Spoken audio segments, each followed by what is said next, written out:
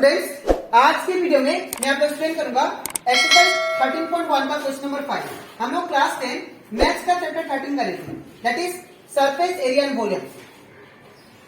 इसके पिछले वीडियो में मैंने आप लोग को एक्सरसाइज 13.1 का क्वेश्चन नंबर 1 से लेके 4 तक जितना भी क्वेश्चन था वो सारा मैंने आप लोग को एक्सप्लेन कर दिया था, ठीक है। और इसी के साथ साथ मैंने आप लोग को चैप्टर 13 का इंट्रोडक्शन पार्ट भी आप लोग को डिटेल में समझाया, ठीक है। तो अगर आपको सारा क्वेश्चन नंबर 1 से लेके 4 तक अच्छे से सीखना है तो आप लोग उसको मेरे यूट्यूब चैनल में जाके उसको देख सकते हो, ठीक है। और इसी के साथ साथ अभी तक हम लोग क्लास 10 मैथ्स का chapter 1, chapter revision, chapter 2, chapter 3 and chapter 4 and chapter 5 and chapter that is 6 and chapter that is 7 and chapter 8 and chapter 12 and chapter that is 13 इन और चैप्टर 11, इन सभी चैप्टर का जितना भी एक्सरसाइज क्वेश्चन था और जितना भी एग्जाम्पल क्वेश्चन था वो सारा एक्सप्लेन कर दिया है, ठीक है। तो अगर आपको सारा क्वेश्चन अच्छे से सीखना है तो आप लोग उसको मेरे यूट्यूब चैनल में जाके उसको देख सकते हो, ठीक है। मैंने हर एक चैप्टर का प्लेलिस्ट बना के अपलोड कर दिया, ठीक है। तो स्टार्ट करता है क्लास। यहाँ पे हम लोग को एक्सरसाइज 13.1 का क्वेश्चन नंबर 5 में दिया गया है, that is a hemispherical depression is cut out from one face of the cubical wooden block such that the diameter L of the hemisphere is equal to the edge of the cube. Determine the surface area of the remaining solid.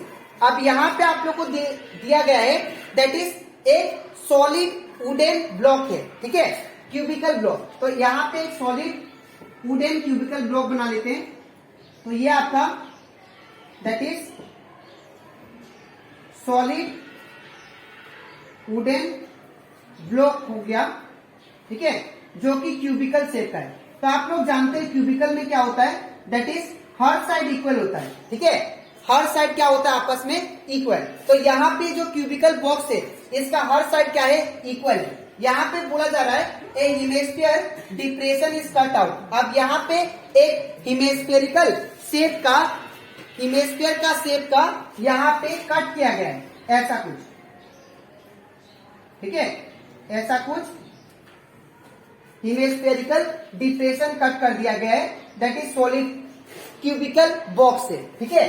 अब यहाँ पे क्या बोला, a hemispherical depression is cut out from one face of the cubical wooden block, एक face है, ठीक है। फिर बोला such that the diameter L of the hemisphere, ये जो हेमिस्फीयर का जो डायमीटर दिया है, ठीक है, ये डायमीटर कितना है टोटल, दैट इज एल, ये डायमीटर कितना है एल, ठीक है, is equal to the edge of the cube. जितना क्यूब का एज है, दैट इज क्यूब का एज कितना दिया है, ये जो डायमीटर है हेमिस्फीयर का एल, वो किसके बराबर है, दैट इज क्यूब का साइड के बराबर, ये भी एल है, ठीक है, अकॉर्डिंग टू क्वेश्चन, ठीक है। तो अगर ये एल है तो ये भी कितना होगा, दैट इज ब्रेथ भी एल होगा और ये हाइट भी क्या होगा, दैट इज एल, ठीक है। मैं क्वेश्चन को फिर से एक्सप्लेन कर रहा हूं। यहाँ पे आपको दिया गया है एक क्यूबिकल वुडन ब्लॉक है, ठीक है। अब ये क्यूबिकल वुडन ब्लॉक जो है ये दैट इज इसमें से एक side say that is hemisphere जैसा पार्ट को कट कर लिया गया है, ठीक है। और कट करके अब जो हेमिस्फीयर का जो डायमीटर है वो क्या है, वो इक्वल है दैट इज क्यूबिकल बॉक्स का, क्यूबिकल वुडन बॉक्स के बराबर, ठीक है, क्यूबिकल वुडन बॉक्स का साइड के बराबर, ठीक है। तो आपको फाइंड क्या करना है कि अगर ये इतना हेमिस्फीयर ये वुडन ब्लॉक से कट कर लिया गया है तो आप लोग फाइंड कीजिए कि रिमेनिंग सॉलिड कितना बचा, ठीक है, वो आपको फाइंड करना है। तो यहाँ पे सबसे पहले सॉल्यूशन में सबसे पहले लिखेंगे that is diameter of hemisphere, ठीक है। तो डायमीटर ऑफ हेमिस्फीयर, तो diameter of hemisphere that is D equal to कितना दिया, एल, ठीक है। मान लीजिए एल दिया गया, ठीक है। इसके बाद फिर यहाँ पे एल सेंटीमीटर ले लेते हैं और ऐसा यूनिट क्या होता है, मीटर ना, तो इसका मीटर ले लेते हैं, एल मीटर, ठीक है। और यहाँ पे क्वेश्चन में एल दिया था इसलिए एल दिया, ठीक है। और therefore side of cubical wooden block that is A equal to कितना, ये भी एल में। यहाँ पे हम लोग को side of cubical wooden block भी कितना दिया है, एल। ठीक है, अब हम लोग क्या करेंगे, that is surface area of remaining solid निकालते हैं। ठीक है, आप लोग ध्यान से देखना कैसे निकालते हैं। तो therefore surface area of remaining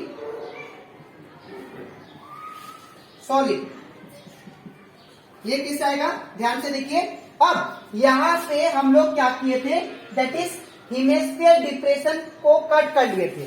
तो बचा कितना, तो बचा हम लोग के पास, पहले तो ये क्या करेंगे हम लोग, ये जो रिमेनिंग सॉलिड है इसको कैसे निकालेंगे, मैं अगर ये कर्व सरफेस एरिया, ठीक है, यहाँ पे जो कर्व सरफेस एरिया है that is cubical wooden block का जो है उसको लिखेंगे। ठीक है, that is curve surface area of cubical wooden block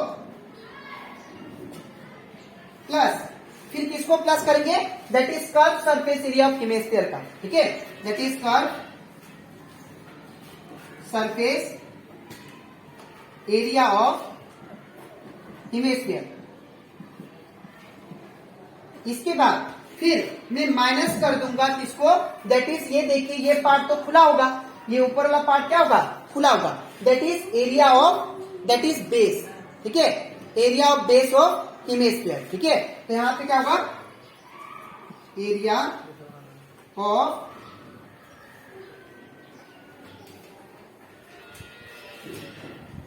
base of hemisphere, ये वाला पार्ट माइनस करिए। ठीक है, अब यहां पे मैं फॉर्मूला बिठाता हूं, तो surface area of cubical wooden block, यहां पे सरफेस एरिया ऑफ क्यूब का फॉर्मूला क्या होता है, दैट इज 6a²।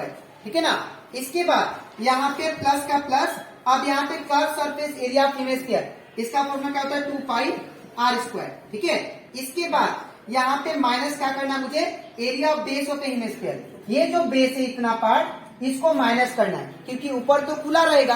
ठीक है, तो ये क्या है, सर्कल के फॉर्म में है, ये जो बेस है ये कुछ सर्कल के फॉर्म में है, तो ये पार्ट मुझे क्या करना पड़ेगा, इसका ये एरिया को माइनस करना पड़ेगा, तो ये क्या होगा, एरिया ऑफ सर्कल। ठीक है, तो माइनस एरिया ऑफ सर्कल क्या होता है, πr²। अब 6a² सेम प्लस, अब 2πr² में से एक πr² कैंसिल, तो कितना होगा, एक बचेगा πr²। मैं फिर से बता रहा हूं, 2πr² में से एक πr² कैंसिल हो गया, तो क्या बचा, एक πr²। ठीक है, अब 6 इंटू ए का वैल्यू कितना है, तो ए का वैल्यू एल, तो यहाँ पे क्या होगा, एल का स्क्वायर प्लस, फिर पाई का पाई रहेगा इंटू आर का वैल्यू कितना है, तो आर का वैल्यू यहाँ पे हम लोग फाइंड कर लेते हैं यहां से। therefore यहाँ पे आप लोग लिख लीजिएगा यहाँ पे और एक लाइन रेडियस। ठीक है, रेडियस कैसे आएगा, रेडियस ऑफ हेमिस्फीयर, ये कैसे आएगा, दैट इज d/2।